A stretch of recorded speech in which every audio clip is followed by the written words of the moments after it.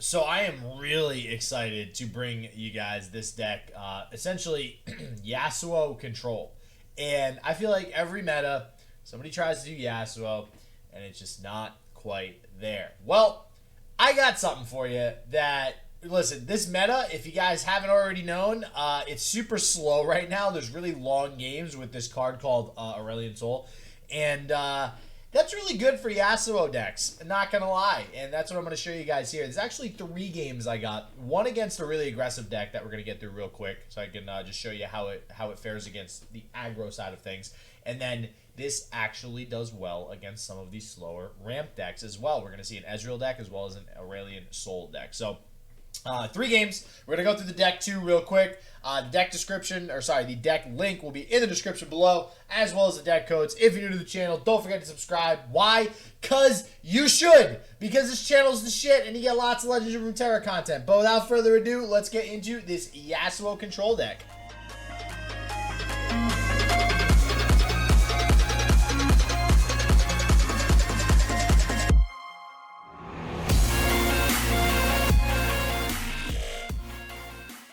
Alright, so I absolutely love this deck. I've been using it to climb my way through Plat right now as I make my way towards Masters. And, oh man, this deck, so good. Alright, so basically the general idea and goal of this deck is to chill, wait, get your pieces of the puzzle in play, and then just go off on your opponent. And by pieces of the puzzle, I mean, Swain Leviathan. That's no, secret combo. Everybody's been playing Swain Leviathan for quite some time.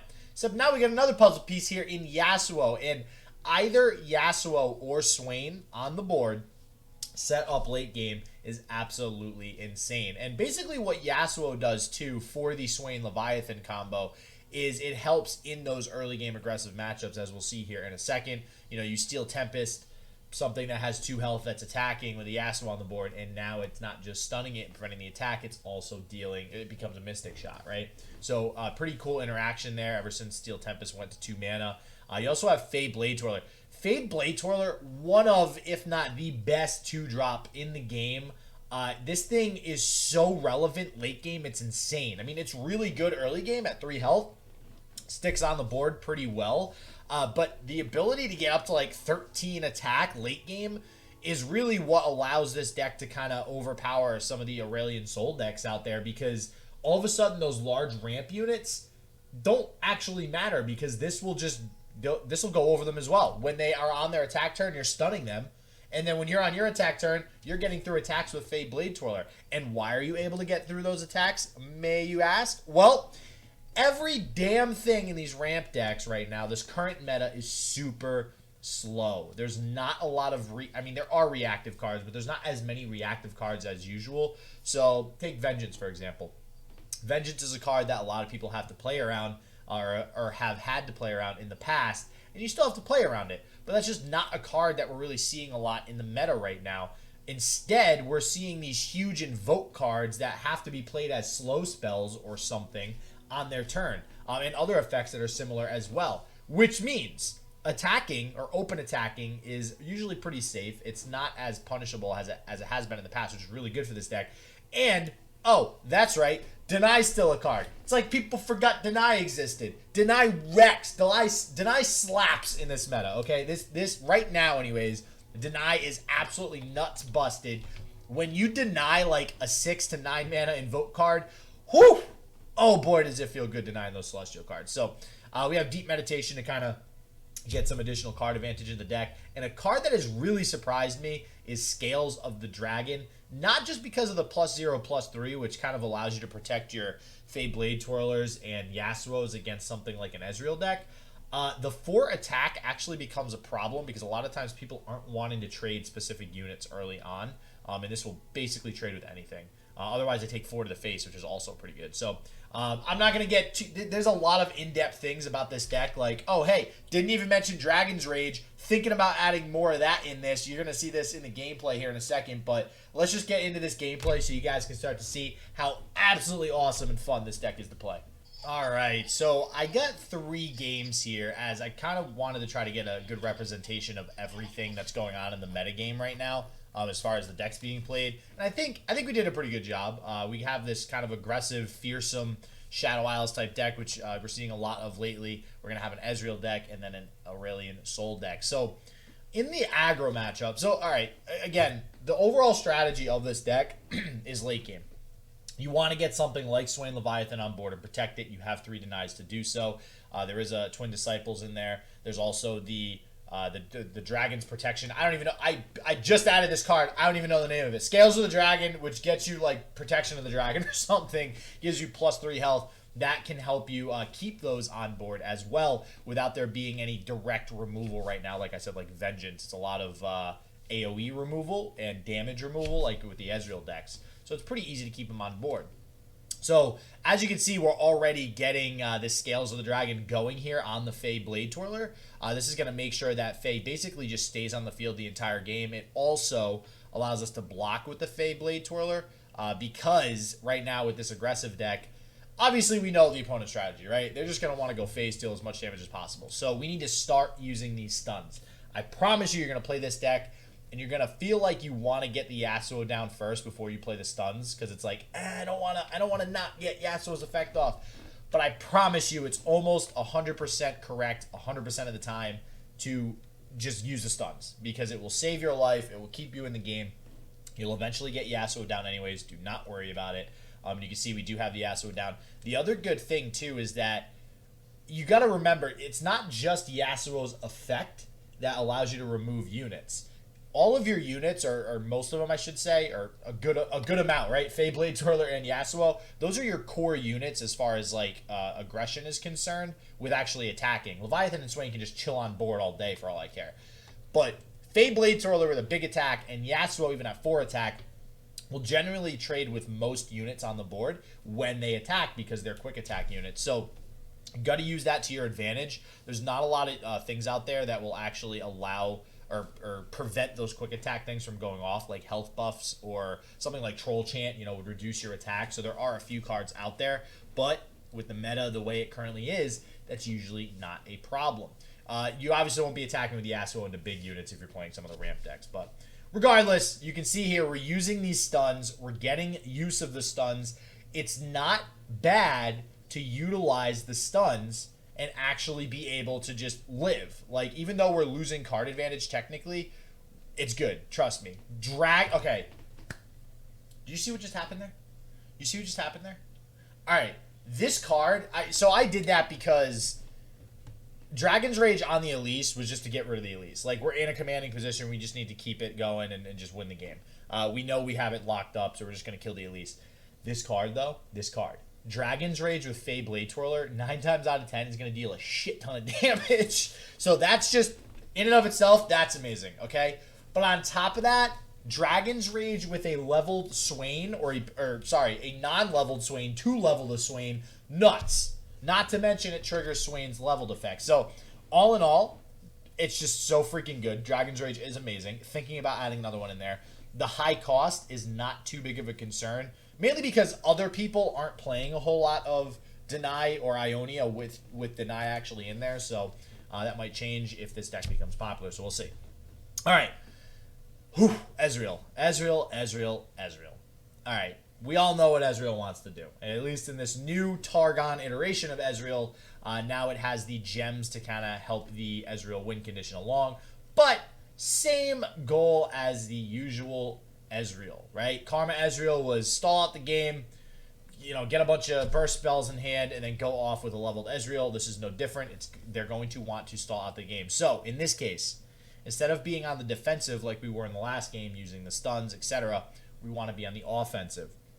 So, always very important as well. When you get Yasuo down, Yasuo's not bad to stick, right? Because he does have 4 health. He's usually decently easy to stick to the board. But you do still want to play around certain mana breakpoints. Like now, I don't remember the name of the card, but there's a 6 mana Obliterate Celestial card. Like you don't want to, I think I actually have that happen to me in this game, to be honest with you. You want to play around that. You want to play around something like Thermal Beam so you can at least stick to the board for 1 turn and you have Deny open for the next turn. You'll almost always, because you're playing 3 Deny in this deck, have Deny, meaning you'll be able to protect something like Yasuo, like Swain. Generally speaking, the way that you will win the game will change based on your draws.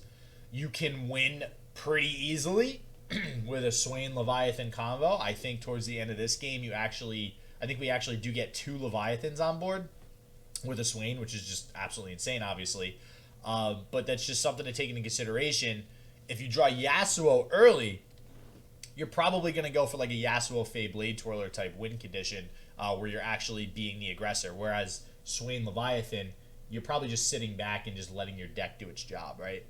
And this is what I mean. Whew! This is what I mean. This is such a feels-good play, man. Such a feels-good play. Playing Deny on literally any of these Celestial cards is just absolutely insane. They're all high cost. I think they're all... No, there's some 4-mana. I think the only 4-mana one might be Written in the Stars. And that's Burst. You can't deny it anyways. I don't care if you're drawing cards. I just care about keeping my my shit on the field, right? Hush is a thing, unfortunately, but it didn't do too much this round. Hush is something that does hurt this deck a little bit, especially when you're attacking with Yasuo or Fey Blade Twirler. It's one way. So I mentioned before, there's not a lot of health buffs or attack debuffs that are being played right now, minus maybe Troll Chant. And if they hush your quick attack unit, then obviously it's similar, or in this case, you're seeing that they're hushing Yasuo when I go in for a stun with Yone, and I don't actually get the Yasuo effect off. So feels a little bit bad, but Hush, hey, that's the meta right now is Hush, right? You just gotta kind of have to deal with it, and that's the good thing, right? Hush is basically playing 3 Deny. Hush is now like the only answer that your opponent is gonna have to your cards, or to your Yasuo, to your Swain, Leviathan, like that's it, right? So now here's the issue with the with the Ezreal deck. Ezreal deck, since the beginning of time, any region that they're paired with, they can't deal with wide boards. Look at this board. Look at this board. Look at it. Just look at it. This is... You have a leveled... I mean, granted, it's hushed right now, but you have a leveled Yas. You have a Leviathan. You have another Leviathan in hand. And we got 2 Swain. So... And the Swain's not even on the board yet, right? This is going to be really difficult for the opponent to deal with. We just drew a Dragon's Rage, and this is exactly what... So, one of the good things with Dragon's Rage is because you're able to keep such a big board, you'll almost always have a good Dragon's Rage target that your opponent will not be able to kill, right? So one of the issues with Dragon's Rage is if you play it, your opponent can then do something to kill the unit on the field, right? That you're targeting with Dragon's Rage, and that's almost never a problem in this deck. Deny, again, coming in clutch on this Get Excited, saving us a wee bit of health there. And now we're at the point where we can just straight up kill the Ezreal, and it doesn't really matter what our opponent draws. We can just open attack for the victory. So they put up the flag, the white flag, and they surrender. And that was with, and they had a leveled Ezreal on board. They had a leveled Ezreal, but we had so much tempo and advantage. We had card advantage like a mother over that Ezreal deck. We had such a big hand.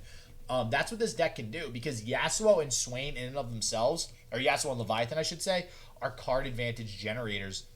Everything you play is going to get more card advantage. Plus, you get the 2 deep meds in the deck. So, overall, just an awesome matchup for this deck, honestly. You wouldn't think it would be, but it's a very good matchup. Now, we got the one and only A-Soul Ramp. We got Trundle, we got A-Soul. It's a very typical play that we're seeing here in the beginning. Getting the wording stones out. Still don't know if it's wording or weirding. If you guys want to comment below and let me know what your thought is on that, please do so, because I hear people say weirding all the time, but I feel like it's weird to say weirding. Ha! See what I did there? Anyways, turn 3 wording stones into Trundle on turn 4 with 5 mana because of the stones. It's a pretty common play to start ramping up, getting a lot of units on the field. And again, the good thing about this deck is it deals with aggro and ramp in a similar way, which is really weird when you think about it, right? Because most decks deal with aggro decks by just removing things that the aggro deck is playing, and eventually they out-advantage the opponent. So, but we're not actually removing things. We're technically stunning them. It just so happens Yasuo's effect will sometimes remove the smaller units. In this case, our opponent is keeping their units on board, because of the stun effects. Like, we're stunning Trundle here. Trundle's going to go to the back row. We're going to get some damage off. This Yasuo keeps dealing damage to the Trundle, but it keeps regenerating, right? So it feels kind of bad. But as long as we live to see another day, it doesn't matter if they continue to keep cards on the field because, excuse me, eventually we're just going to get a Swain and Leviathan down. And the good thing about Swain and Leviathan, similar to Sejuani, which I loved playing Sejuani and Swain. So this deck is definitely... it's less aggressive than Sejuani Swain, but it's a little bit similar in that regard. Everything's stunned. So it doesn't matter. They could have 4 Aurelian Souls on board, or 3 Aurelian Souls on board, but if I have a Swain and Leviathan, guess what? It actually doesn't matter. And, oh, you're getting Celestial cards every turn? Alright, well, there's a good shot you could probably only play one of those spells, right? And it's going to get denied. And I say 1 because it's likely going to be like a 7-cost spell or something. Or if Aurelian Soul's leveled, then it costs 0. Which, honestly, if Aurelian Soul's leveled, you're kind of screwed to begin with. So you can't really let it get to that point.